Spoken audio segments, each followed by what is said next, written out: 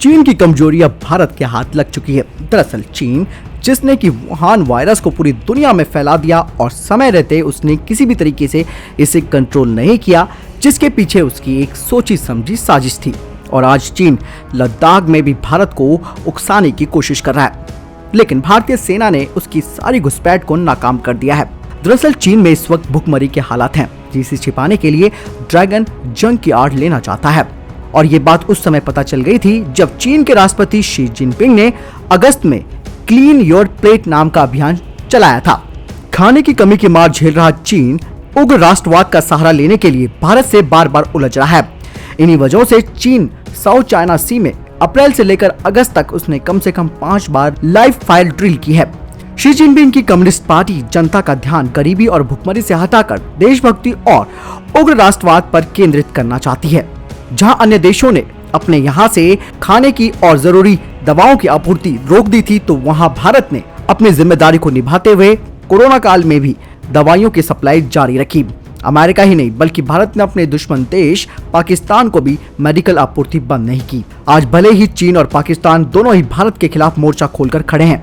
हालांकि भारत पाकिस्तान का इलाज तो कर लेगा और जब चाहे भारत इसका इलाज कर सकता है, लेकिन अब चीन का इलाज भी भारत ने ढूंढ लिया है, जिससे कि चीन घुटनों पर आ सकता है।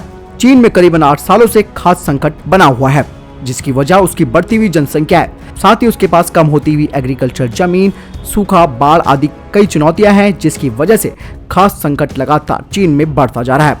यही वजह है कि वो 20 से 30% खाद्य सामग्री दूसरे देशों से मंगवा रहा है।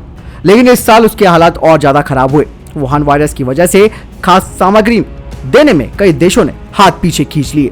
वहीं भारत की अगर बात करें तो भारत में अच्छे मानसून की बदौलत काफी अच्छी फसल और पैदावार हुई। और यही नहीं, भारत ने पिछले साल के मुकाबले इस साल कई रिकॉर्ड तोड़े, खासकर की चावल उत्पादन में। और इस साल का अनुमान ये है कि करीबन 60 से 100 लाख टन तक भारत का उत्पादन पहुंच सकता है। भारत ने चीन को अपनी खाद्य सामग्री देना भी बंद नहीं किया है और भारत लगातार चीन को खाद्य सामग्री प्रोवाइड करा रहा है। ऐसे में अगर जिस तरीके से इसने चीन ने गलवान घाटी में हिंसा की थी और उसके बाद आज ये पीछे हटने का नाम नहीं ले रहा है पूर्वी लद्दाख से, तो ऐसे में अगर भारत ने इस खास सप्लाई की चेन को रोक दिया और अगर ये पूरी तरह से भारत ने बंद कर दिया तो चीन के हालत और खराब हो जाएंगे। लेकिन भारत सरकार ऐसा अभी नहीं कर सकती है, क्योंकि इसमें किसानों के जुड़े हुए हित हैं और भारत चाहता है कि उसके किसानों को भी फायदा हो। इसीलिए भारत अभी ये खाद्य सामग्री की जो सप्लाई है उसे नहीं रोकना चाहता। लेकिन भविष्य में भारत ऐसा करेगा और ये कदम भारत जरूर उठाएगा ताकि चीन को मजबूती के साथ बैक फुट पर लाया जा सके और इसे झुकाया जा सके। दोस्तों, आपको क्या लगता है? आप मुझे कमेंट सेक्शन में लिखकर जरूर बताएं। इस वीडियो के लिए इतना ही, मिलता हूं नए वीडियो के साथ। तब तक के लिए जय हिंद, जय भारत।